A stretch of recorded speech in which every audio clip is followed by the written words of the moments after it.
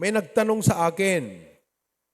Somebody asked me a question. At ito yung kanyang tanong. Sabi niya, what if a Christian turns his back on God? In simple word, nag-backslide. And turns back to his old life and sin. Can he still be saved? Bukan nating Tagalogin. Papaano kung ang isang Kristiyano tumalikod sa Diyos o nag-backslide at bumalik sa kanyang dating buhay at kasalanan? Maliligtas pa rin ba siya? Okay? Naunawaan niyo ba yung tanong? Ilocano. Kasano iti maysa nga Kristiyano ket tinalikudan na ni Apo Dios nagsubli iti dati nga biag ken basol na maisalakan pay nga ta? Okay. Sino sa inyo ang nag-backslide na? Nasubukan nyo nang mag-backslide? Okay. Nung kayo ay nag-backslide, naisip nyo ba, save pa rin ba ako o hindi na? Naisip nyo yun o hindi? Yeah. Naisip mo yun, di ba? Save pa ba kaya ako? Tumalikod na ako sa Diyos eh. Di ba? Now, I would like to answer that today. Because this question is very important. Una sa lahat, number one, can a Christian backslide and sin? What's your answer? Yung bang katulad mo na Kristiyano, faithful, na nag-a-attend sa church, ay pwedeng mag-backslide? Sa mga tuwid, maraming mga backslider na Kristiyano ngayon. Kaya dalawa yung magiging objective ng message na ito. Matututunan nyo yung sagot sa tanong at number 2, kung ikaw ay backslidden, sana makonvict ka. Pag ikaw ay backslider. Now, ano bang ibig sabihin ng backslider? The word backslide from the word back, palikod, slide. So na-slide, palikod, natumba, palikod. In other words, doon sa dapat na direction mo bilang Kristiyano, okay, tumalikod ka, nadapa, kung natin ka, naitiklib.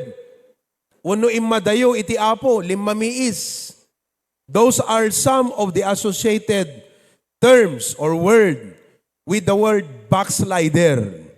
Okay? Limamiis ti apo, timalikod ti apo, nagsubli jay dating nga biag na nga nailubungan. Okay? In practical terms, haano na makigimgimong. Hindi na siya nag-a-attend ng church service. At hindi na rin siya nagko-comply sa kanyang obligasyon sa Panginoon. Kagaya ng alin? Pagbibigay ng kanyang tithes and offerings. Even if you're attending church, if you are not giving your tithes and offering, that money that should be given to the Lord is being used for something else. And the reason why you are using that money intended for God for something else is because you are in a backslidden state. Malayo ang puso mo sa Panginoon. Okay? You are not fulfilling and complying with your Christian responsibilities. Katulad ng mag-asawa. Di ba? Pag lumamig ang pagmamahalan ng bawat isa, ang tawag doon, backsliding. So, the word backsliding, mga kapatid, pagtalikod sa Panginoon, na pag ating pinag-aralan, yung pinakaugat at pinakarason ng pagtalikod, mga kapatid, ay dahil sa panlalamig ng kanyang pananampalataya at pagmamahal sa Diyos. Hindi siya nawalan ng pag-ibig, kaya lang umiba yung object ng kanyang pag-ibig. Nandun pa rin ang kanyang pag-ibig. Kanya lang, hindi na sa Diyos ang kanyang pag-ibig, kundi sa sanlibutan. Pag sinabing sanlibutan, the world. So, from a spiritual, faithful, growing, at serious na Kristiyano, naging worldly. Ang inclination ngayon ay sa sanglibutan. So, mahabang paliwanag yon. But I hope na intindihan nyo, na-catch ninyo kung ano yung ibig sabihin ng backslider. So, ulitin ko, sa practical na definition, ang backslider, dahil lumamig sa Panginoon, hindi na nag-a-attend ng church. Yung iba nga pa-live stream na lang. Hindi ko sinasabi na kayong mga nanonood lang sa live stream, backslider kayo, pero bakit ayaw mong pumunta sa church? Di ba? Sabi ng Bible, not forsaking the assembling. Dapat nandun ka sa assembly. Di ba?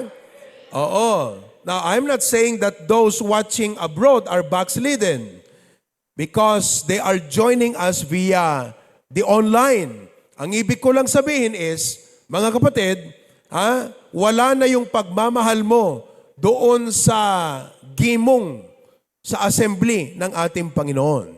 Okay? At nanlamig na sa kanyang mga Christian responsibilities. Malamang hindi na rin siya nagpipray. Hindi na nagbabasa ng kanyang Bible. So yun yung mga gawaing Kristiyano na iniwan niya.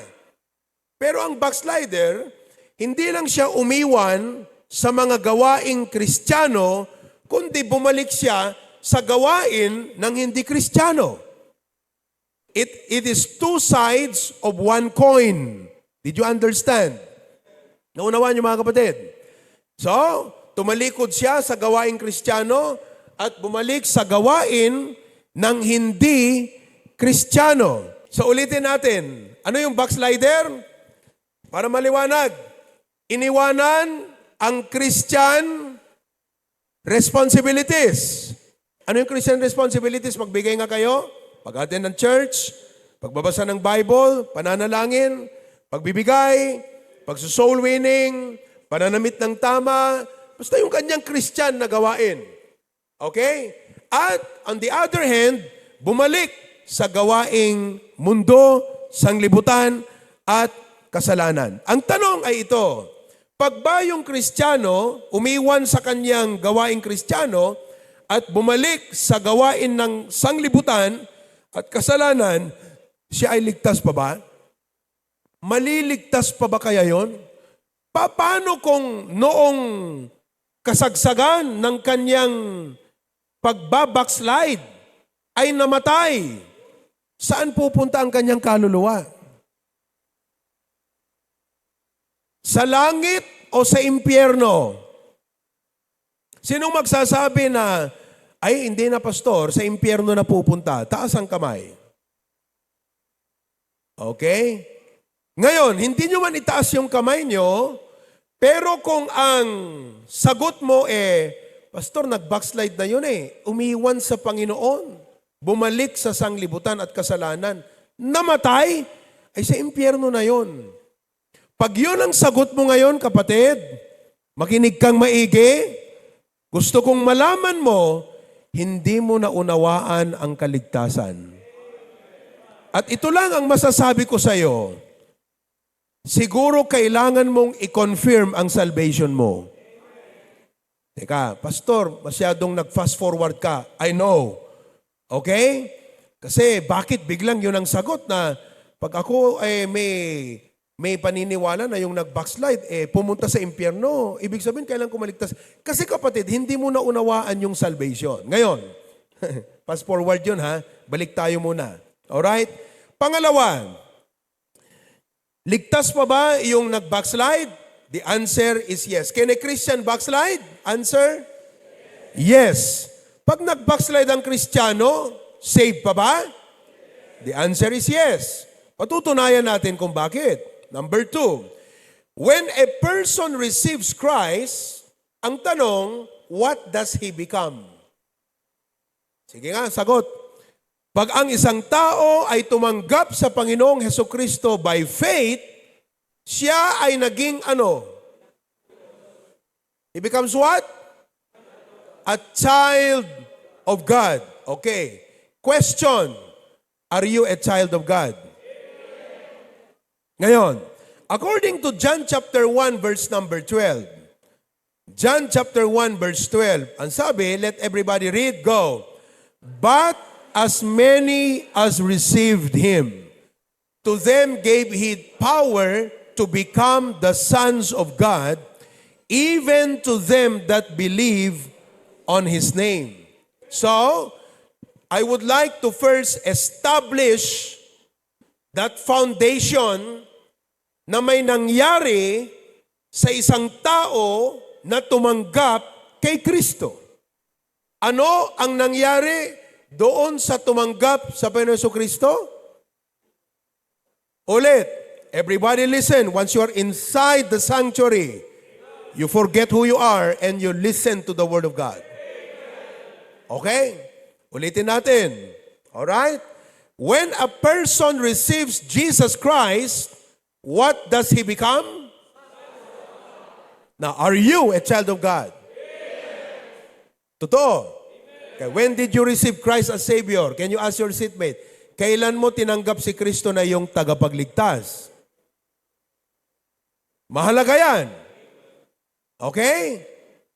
Kung totoo ha, kung totoo na tumanggap ka sa Panginoon, if you have truly received Christ as your Savior, put your faith in Him, naunawaan mo ang Ebanghelyo, plano ng Diyos ng kaligtasan, at tinanggap mo si Kristo bilang iyong tagapagligtas, sang-ayon sa sinabi ng Biblia, ikaw ay naging anak ng Diyos. Now, kailan ka naging anak ng Diyos? Hindi nung nabinyagan ka, hindi nung nabautismuhan ka, hindi nung pumasok ka sa simbahan, kundi nung tinanggap mo si Jesus bilang tagapagligtas. Ngayon, diyan tayo tatayo. Yan yung ating pundasyon ngayon. Okay. Now, if you're a child of God, eto ngayon yan. Number 3. Okay? God no longer deals with him as a sinner, but as a son of God. Unawain yung maigi ito, ha? Yang statement na yan, may dalawang estado ng tao.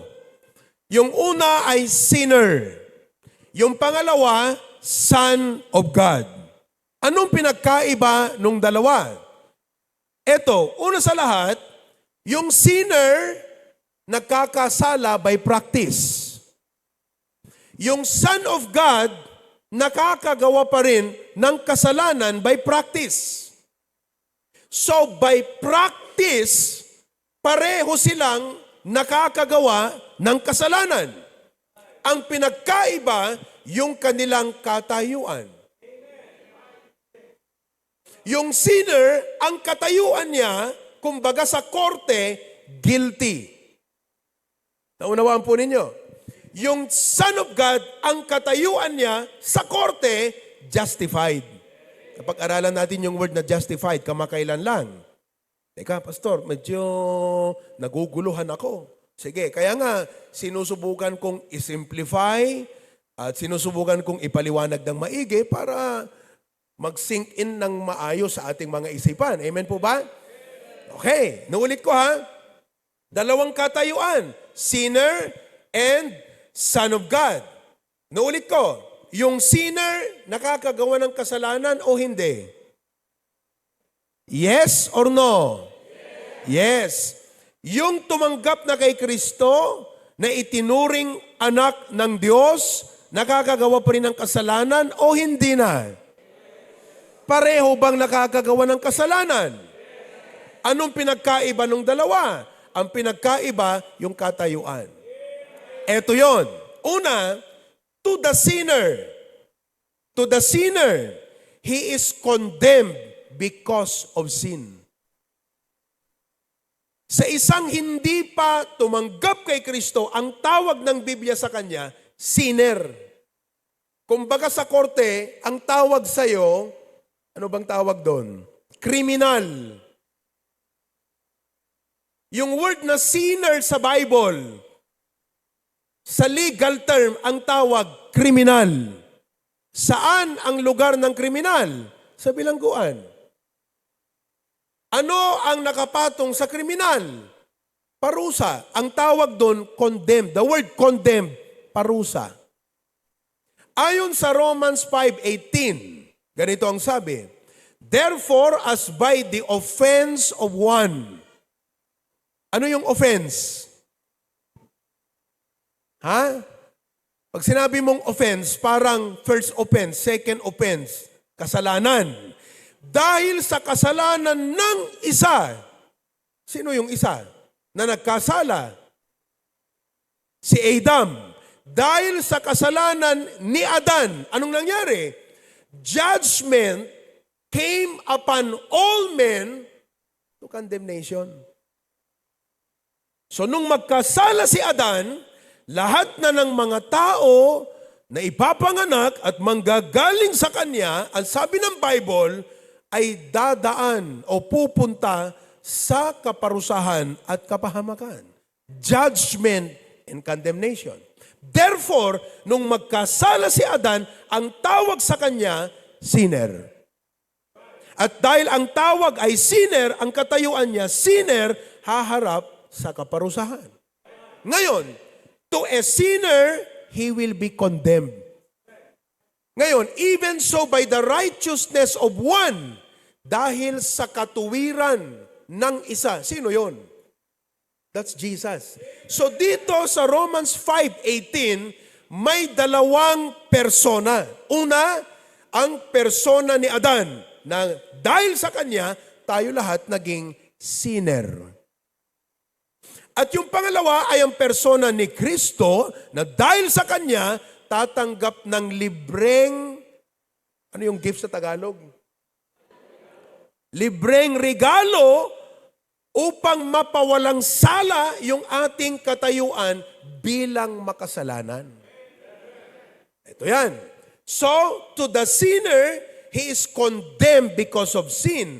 To the child of God, ito tayo, he is chastened when he sins.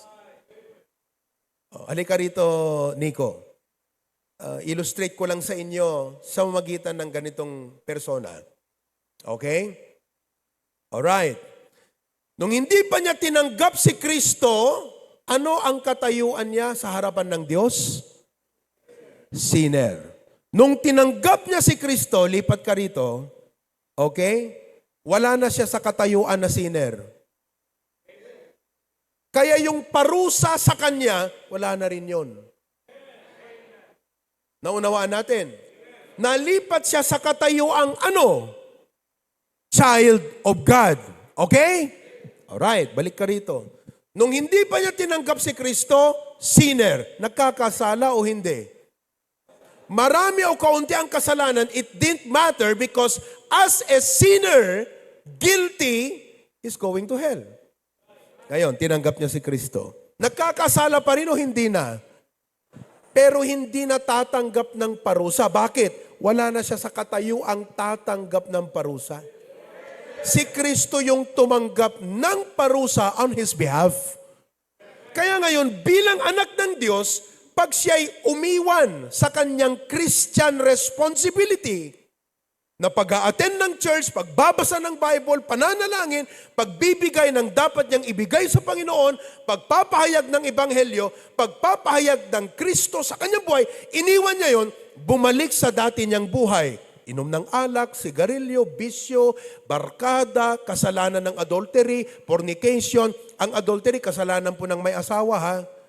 Sexual sin yan ng may asawa. Ang fornication, kasalanan ng hindi pa nag-aasawa. Nagsisex sila, pero hindi pa kasal. Ang tawag doon, fornication. Hindi pwedeng dapat ginagawa ng Kristiyano yan. Pero dahil backslider, yun ang ating pinag-uusapan. Dahil nag-backslide siya, mga kapatid, okay? Hindi siya, pag siya nagkasala, hindi po siya bumabalik doon sa katayuang sinner. Naunawaan po ninyo? Ang concept kasi ng iba, balik ka. Oh, eto, child of God na ako. Pag nagkasala, bumabalik sa katayuang sinner. Kaya ang konklusyon, nawawala yung kanyang kaligtasan. Nililinaw ho natin ngayon na yung naging child of God, okay ka lang? Pag nagkasala, hindi po siya ibinabalik ng Diyos doon sa katayuang makasalanan. Nananatili ang katayuan niya bilang anak ng Diyos. Ang pagkakaiba, how God deals with the sin. Doon sa hindi pa naligtas at tumanggap kay Kristo, God deals with the sin, mga kapatid, through condemnation. Doon sa child of God, God deals with his sin through chastening. Magkaiba yung dealing ng Diyos. Doon sa sinner, God deals with his sin through condemnation. Parusa sa impyerno. Doon sa anak ng Diyos, God deals with his sin through chastening. Ano ang ibig sabihin ng chastening? Ano sa chastening sa Tagalog? Papaluin ng Panginoon to. Eto, impyerno talaga. Marami o kaunti yung gagawin niyang kasalanan, impyerno na siya. Kasi sinner eh. Pero nung tumanggap kay Kristo, magkakasala pa rin, bumalik sa dati niyang buhay, anong gagawin ng Diyos? Papaluin niya to. Hindi niya ibabalik sa katayo ang sinner, kundi papaluin dahil anak ito ng Diyos. Yung kanyang pagiging anak ng Diyos, nananatili yun. Kaya nung tinanggap mo si Kristo, dito na papasok, your relationship with God is now permanent. Nananatili na yun. Hindi ko sinasabing pwede kang mag-backslide. Ang ating pinag-uusapan ay hindi yung pwede bang mag-backslide o hindi. Ang ating pinag-uusapan, kung nag-backslide ka, gaya ng ibang mga Kristiyano ngayon, nag-backslide, komportableng bumalik sa mundo. Okay? Anong gagawin ng Diyos sa'yo? Parurusahan ka. Hindi parusang impyerno, kundi palo. Tignan natin sa Hebrews chapter 5. Chapter 12, sorry. Okay? Hebrews chapter 12. Basahin ko ha. Ang sabi rito, and ye have forgotten the exhortation which speaketh unto you as unto sinner. Tama ba yung basa ko? Tingnan maigi. Paano tayo kinakausap ng Diyos? Sinner? Hindi. Unto children. My son. Sabi niya, oh sinner. Sabi niya ba? Hindi. Ano sabi niya? My son. Despise not thou the chastening. Tanong, papaluin mo ba yung walang kasalanan? Ba't napalo ito? Itong anak ng Diyos na to. Bakit napalo ito? Dahil nagkasala. Despise not thou the chastening of the Lord, nor faint when thou art rebuked of him. 6. For whom the Lord loveth, he chasteneth, and scourgeth every son. Amoy, scourgeth? Dunuran na. Matinding palo yun. Ito maigi ha. Whom he receiveth. Kaya alam nyo, pag ikaw ay nakakaramdam ng palo ng Diyos, hindi lang conviction yun na, Lord, sorry, malayo na ako sa'yo. Marami akong pagkukulang sa'yo. Comfort din yun. Confirmation din yun. Lord, salamat. Talagang totoong anak mo ako. Kaya kung ikaw nag-backslide ka, hindi ka nagtatights, hindi ka nag-attend ng church, hindi ka nakakaramdam ng palo, pagyayabang mo pa, alam mo kaya hindi ako nag-church, yumayaman pa rin ako. Isa lang ang sasabihin ko sa'yo, suriin mo ang buhay mo, kapatid. Baka hindi ka totoong anak ng Diyos. Totoo yan. Bakit hindi ka totoong anak ng Diyos? Bakit? Kanyo? 7.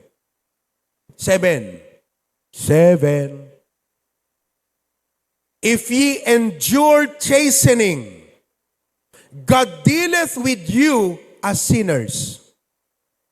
No. As sons. Kaya yung sinner, hindi niya pwedeng sabing, pinapalo ako ng Diyos. Pag mayroon kayong mga kaibigan at kamag-anak, na parang nakakaramdam ng hirap ng buhay, at sinasabi nila, alam mo, pinapalo ako ng Diyos. Alam mo, sabi mo sa kanya, hindi ka pinapalo ng Diyos, hindi kanya anak eh. Kailan kanya pinalo, hindi kanya anak. Yung mga paggagawa mo, consequence lang ng disobedience mo sa buhay yan. Ito, God dealeth with you as with sons.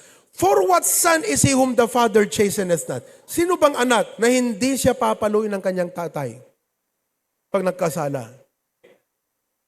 Okay, 8. Ito.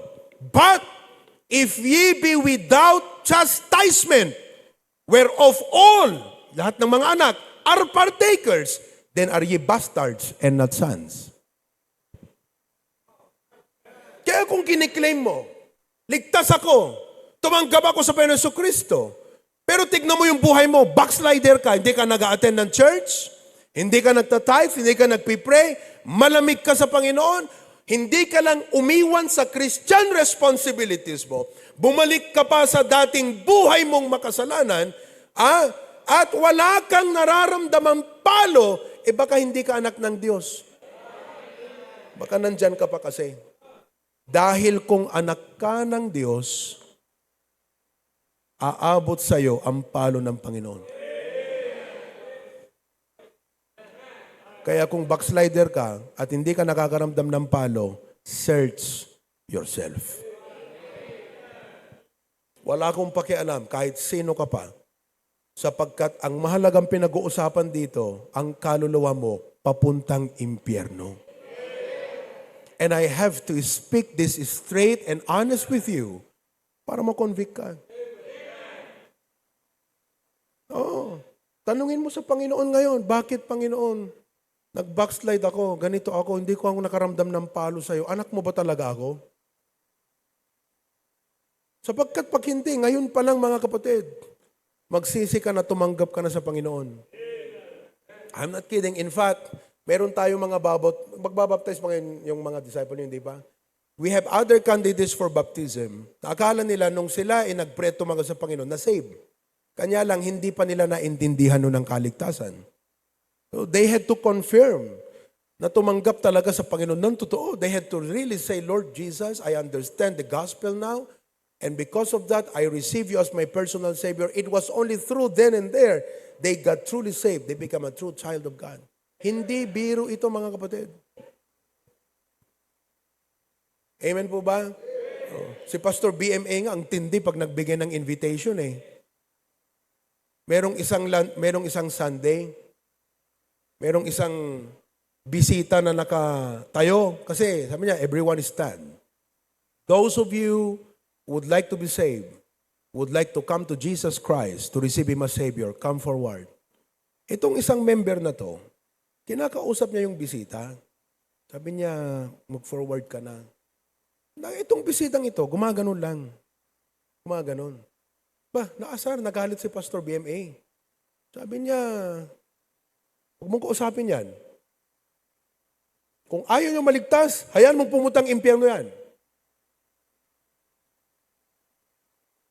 Alam niyo, hindi kailangang magmakaawa ang Diyos sa iyo. Please, maligtas ka na. Sino ka ba? Who are you, by the way?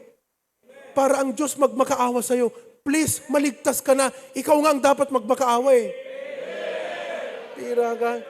This world is so proud of their achievement, so proud of their accomplishment. None of this can save their soul. For what shall it profit a man if he gain the world, but lose his own soul? Pero mo yan? Oh, naintindihan nyo na. So to a sinner, God deals with him through condemnation. But to a child of God, God deals with him through chastening. Oh, thank you, Nico. You can be seated. Palakpakan natin si Nico. Okay? Ngayon, eto maganda tong part na to. According to 1 Corinthians 3:13-15, what will a child of God lose when he slips back to sin? Tagalogin natin. Ayon sa unang Korinto 3:13 hanggang 15, pag ang isang Kristiyano na totoo na naging anak ng Diyos ay umiwan sa kanyang gawaing Kristiyano, sa kanyang pagmamahal sa Diyos, at bumalik sa kanyang dating buhay, nag-backslide, ano ang mawawala sa kanya?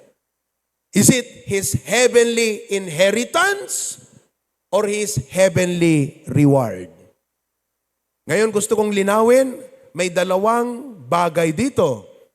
Una, heavenly inheritance. Ano sa Tagalog ang inheritance? Pamana. Ang anak may mana. Kung may maipapamana, ang magulang. Tama? Kung ang ating ama ay Diyos ng langit, ano ang mamanahin ng kanyang mga anak? Lupa? Kaya nga sabi ng isang relihiyon, sila daw ang magmamana ng lupa. They will inherit the earth. Pag mayroon ho kayong ganong nakakausap, ang isagot nyo po sa kanya, sabi mo sa kanya, sayo nyo lang ang mana na lupa, sa amin ang langit. Because a child of God will inherit heaven, correct? Ngayon, yung pangalawang bagay dito, yung heavenly reward. So, we are not just talking here about inheritance, we are also talking about reward. And by the way, wala nang mas maganda pang reward na asamin ng isang Kristiyano kundi itong reward sa langit. Okay? Now, let's read 1 Corinthians 3:13-15 and let's find out what does a Christian lose when he slips back to sin. 13. Every man's work shall be made manifest. For the day shall declare it. Magkakaalaman doon. Because it shall be revealed by fire. I am not sure if this will be a literal fire in heaven, but I am sure of this is not hell fire. Walang impyerno sa langit. Hindi pwedeng magsama ang langit at impyerno, gaya ng langis at tubig. So there is no hell in heaven. I am not sure what fire is this, if it is a literal fire na doon dadaan yung lahat ng ating mga ginawa, the record of all the works that we did, mula nung tumanggap tayo kay Kristo, hanggang tayo namatay, or ang apoy na ito ay yung iyong Biblia, salita ng Diyos. Sapagkat ayon sa Jeremias, na ang salita ng Diyos ay parang apoy. So I do not know. Perhaps the fire in heaven will be the Word of God. In other words, lahat ng record ng ginawa mo, mula nung tinanggap mo si Jesus, hanggang nung namatay ka, that record is there, at ang referensya, Biblia. Titignan sa Biblia kung counted o hindi.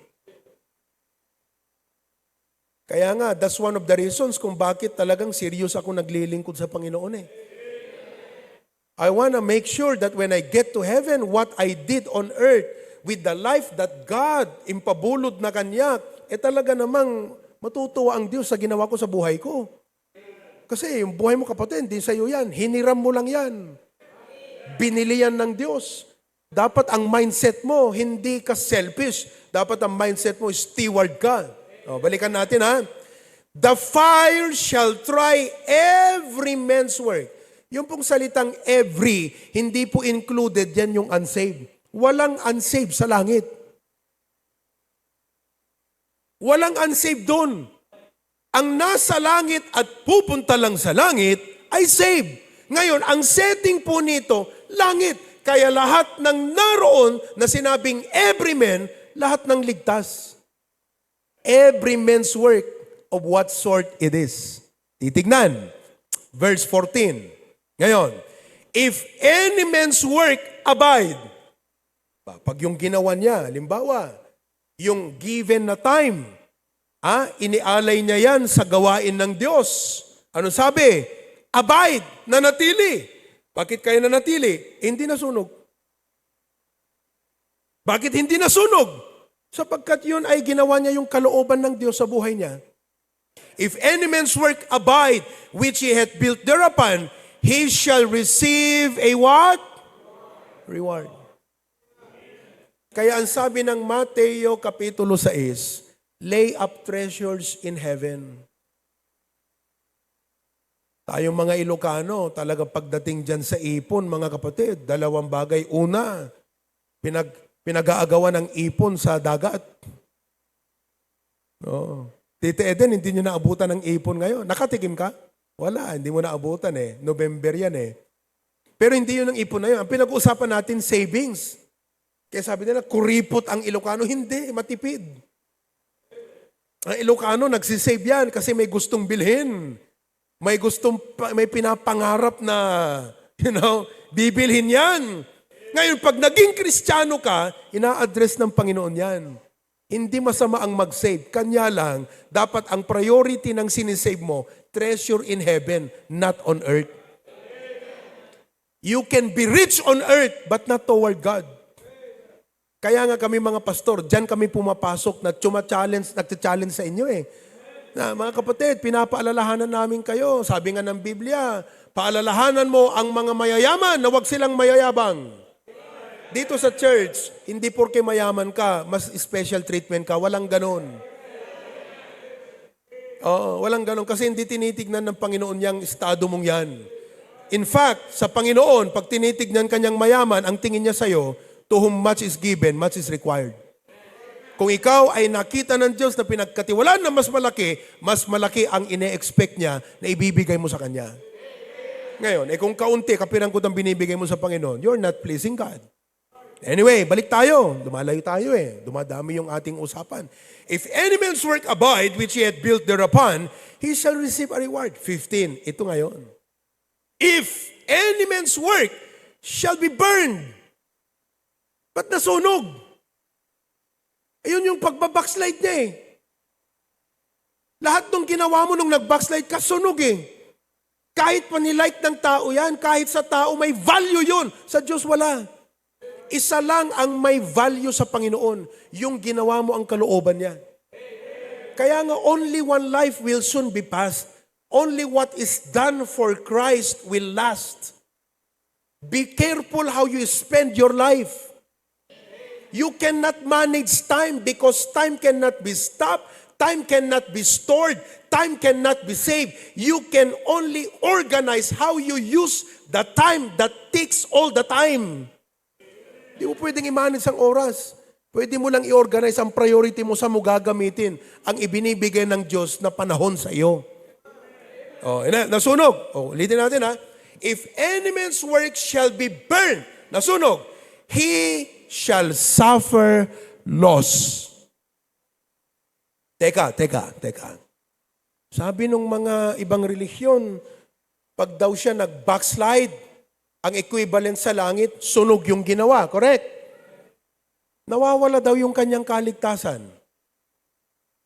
Tanong, ang sinabi ba, if any man's work shall be burned, he will be lost?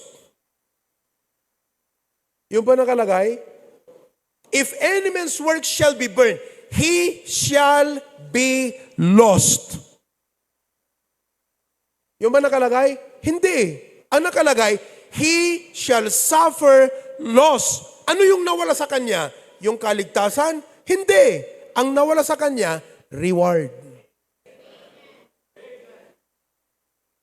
Kaya pag ikaw, Kristiyano ka, lumamig ka sa Panginoon, hindi ka na masigasig sa Christian responsibility mo, bumalik ka pa sa gawaing mundo, gawaing kasalanan, lahat po ng panahong iyan, sunog sa langit.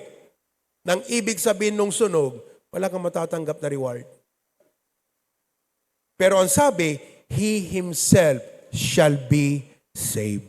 Kaya po yung katayuan mong anak ng Diyos, katayuan mong ligtas, mga kapatid, permanente yan. Ang hindi permanent, yung pagmamahal mo sa Diyos. Kaya dumarating yung pagbabackslide. Naunawaan po ninyo? Oh. Kaya mga kapatid, ang mensaheng ito ay hindi po nagpapahiwatig na dahil ligtas ka na, pwede kang mag-backslide.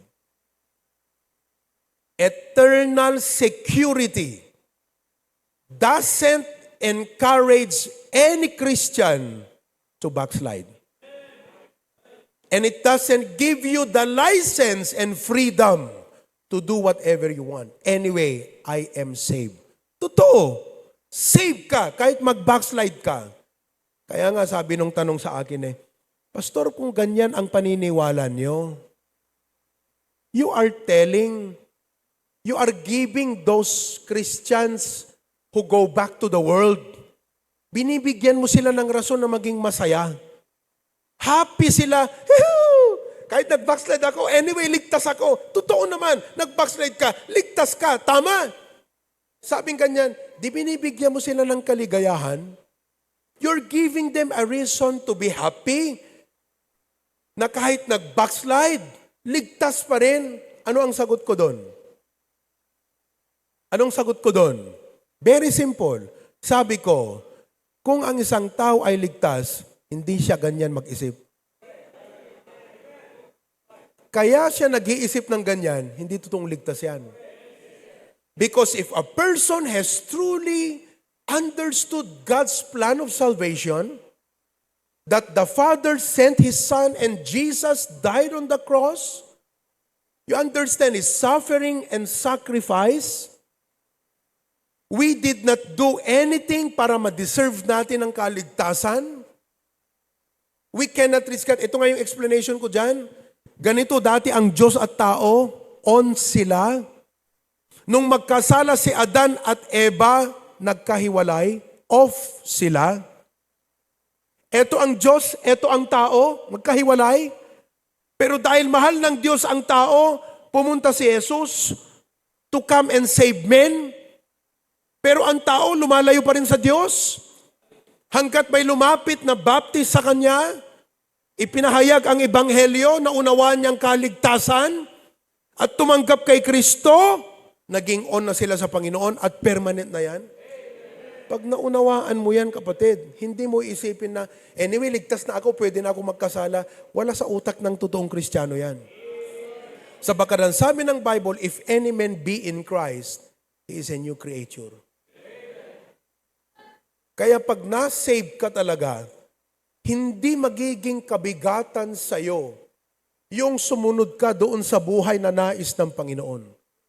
But you will count it an honor and privilege na lahat ng gagawin mo na pagsunod sa Panginoon is your gratitude to Him for saving your soul. Kaya alam nyo, ang dapat puso ng bawat isa sa atin dito ngayong umaga, pasasalamat. Nandito ka dahil nagpapasalamat ka sa Diyos. You're not here para iniipon mo ang credential mo para maligtas. Ligtas ka na. Nandito ka para magpasalamat sa Diyos dahil iniligtas ka niya. Amen po ba? Oh, I hope naunawaan nyo na ngayon. Ano yung tanong natin? Let's go back to the question. What if a Christian sins? Or what if a Christian turns his back on God? Nag-backslide? Hindi na masigasig sa kanyang responsibilidad na Kristiyano? At bumalik sa mundo? Mga kapatid, nag-backslide, save pa ba yun? Kung totoong tumanggap yan sa Panginoon at anak ng Diyos, the answer is yes. Kaya ngayong umaga, examine yourself. Are you saved? Are you a child of God? Sapagkat kung hindi ka totoong anak ng Diyos, by virtue of this message today, and you realize, Pastor, parang alam mong feeling ko, plastic lang ako dito sa church eh. Pumupunta ako rito na ang dahilan hindi Panginoon eh. Alam mo kung bakit? Kasi wala kang Panginoon sa buhay mo eh. Naunawaan ninyo? I remember Brother Conrad in Lawag, when he was courting Kath, one of our members. Si Kath, active na church member natin yan. Si Conrad, unsaved. Pumunta sa church. Siyempre, pumunta sa church. Bakit? Crush niya si Kath eh. Baptist yung kanyang crush. Sabi ni Kath, punta ka sa church namin. Pumunta sa church. Nung una, pumupunta sa church dahil kay Kath. Isang araw, kinausap ko si Conrad. Pinaliwanag ko sa kanyang kaligtasan. To cut the story short, na-save si Conrad. Naunawaan po niya ang plano ng Diyos ng kaligtasan. At magmula noon, sabi niya, ang kanyang pag-a-attend ng church ay hindi na dahil kay Kath. Although nandun pa rin yun. Pero ang kanyang pag-a-attend ng church ay dahil sa Panginoon. How about you? Are you coming to church for whatever reason except God? Are you coming to church because you're a child of God? Or are you coming to church because nandito yung kaibigan mo? Nandito yung karelasyon mo? Why are you coming to church? If you're not coming to church because you're a child of God, today you need to be saved. Oh. Hindi kita tinatakot, pero pwede kang mabangga mamaya sa daan. Pwede kang mamatay yan. Kung hindi ngayon, baka bukas. Kung hindi bukas, sa susunod na araw. Kung hindi, sa mga susunod pang araw, sumamatay ka. Pag namatay ka, plastic ka, hindi ka totoong anak ng Diyos, impyerno ka. Ang salvation kasi, personal conviction ng Panginoon yan eh. Personal yan, kapatid. Hindi ako ang pwedeng tumanggap kay Kristo para sa'yo. Ikaw ang dapat makarealize sa sarili mo yan. Na ikaw ay makasalanan. Na si Kristo'y namatay para iligtas ka. And that you're coming to Him by faith and say, Lord Jesus, I receive you as my Savior. Until na hindi mo ginagawa yan, hindi ka maliligtas. Amen? I hope that this message was a blessing to you today. Not only doctrinally, but also practically. Amen. Kung ikaw naman ay totoong saved, pero nagbabackslide ka, hindi ka faithful sa Panginoon, sana na-convict ka sa araw na ito. Huwag kang umuwi na backslider ka pa rin. Nakakahiya sa Panginoon yan. Agasa, ganyan ang igaganti mo sa Diyos sa kanyang pag-ibig sa'yo. Minahal ka niya, binigay niya ang kanyang buhay para sa'yo, tapos ganyan ang igaganti mo sa kanya. Malamig ka sa kanya. Every time, kinoconvict ka ng Panginoon sa Holy Spirit niya, tapos ini-ignore mo lang, that's not right. Hindi yan fair sa Panginoon, kapatid. Amen? Sana na-revive po kayo, ha? Okay, let's pray. Heavenly Father, thank you for our Sunday school lesson. If there's anyone in our place or in our sanctuaries today who are not yet saved or is not yet saved, Lord God, I pray that person was convicted today. At nakita niya na hindi pala siya totoong anak mo. Because if he will evaluate his reasons for coming to church, if he will evaluate his life, walang nakikitang pagbabago. Ganun pa rin. Baka nga hindi nga siya totoong tumanggap pa kay Kristo bilang tagapagligtas. I pray that today, that person will get saved. Meron po ba sa inyo ngayong umaga? Anyway, doon sa preaching ko sa worship, iiklian ko na lang yon. Pero mayroon po ba sa atin dito ngayong umaga? Na-convict ka, na-realize mo, Pastor, I am raising my hand because today, I want to receive Jesus as my personal Savior. Ngayong umagang ito, nais kong totoo, buong puso, buong pananampalataya, gusto kong maligtas. At gusto ko pong tanggapin si Kristo ngayon bilang aking personal at totoong tagapagligtas. Pastor, ngayon ko lang naintindihan. Ngayon ko lang na-realize. Pastor, I want to be saved. Ako yung tinutukoy mo na pagkaminsan kung bakit on and off ako sa church dahil I had the wrong reasons for coming. Na I realized I need to come as a child of God. And I'm not a child of God yet. Today, I want to receive Jesus as my Savior. Meron po ba? Would you raise your hand? Tayag mo tayo, mamanggang babain. Meron. We have one. We have another one. Thank you. Thank you for being honest today. We have 3. Okay? Alright. Huwag po kayong mahiya. Anyone else? Pastor, I really want to confirm it today.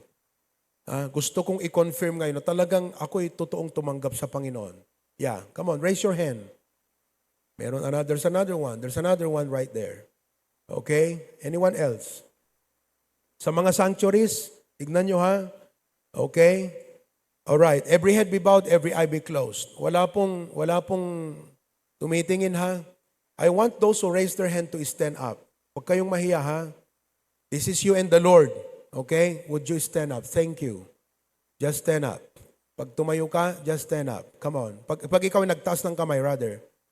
Yeah, come on, stand up. Don't be ashamed. Yes, amen. Thank you. Thank you very much. Thank you. Thank you. Okay. Don't be ashamed, all right?